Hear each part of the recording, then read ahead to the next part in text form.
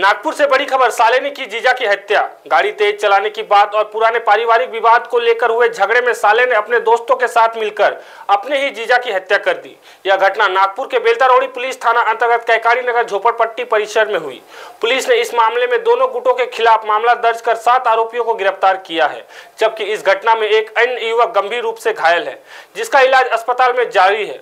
बेलतारोड़ी police थाने के कैकाड़ी नगर झोपड़पट्टी परिसर में रविवार रात हत्या की यह वारदात हुई।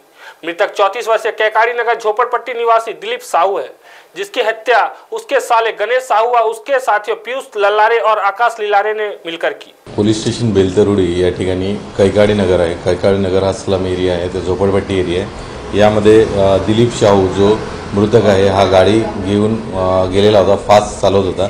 त्यावरून त्याला आरोपी आकाश लिल्लारे, पीयूष लिल्लारे आणि गणेश साहू यांनी हटकले आणि दोघांमध्ये वादविवाद झाला आणि यामध्ये दिलीप साहू याला तिथे असलेले दगड गोटे आणि काही शस्त्राने मारहाण झाली असं आम्हाला माहिती मिळाली। आम्ही तात्काळ घटनास्थळावर गेलो आणि दिलीप साहू याला तात्काळ जीएमसी हॉस्पिटलला ॲडमिट केले।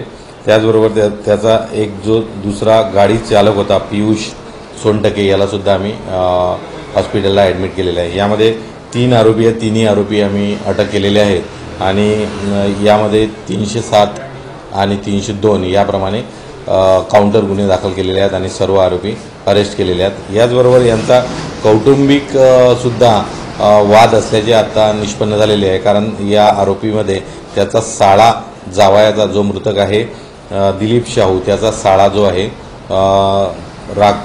गणेश साहू हा सुद्धा आरोपी म्हणून इन्व्हॉल्व आहे।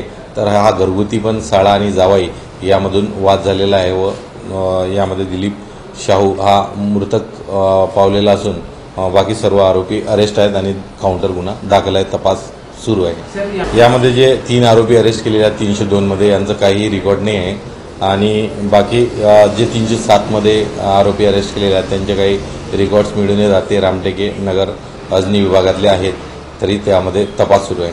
महाराष्ट्र टीवी 24 के लिए ब्यूरो रिपोर्ट नागपुर।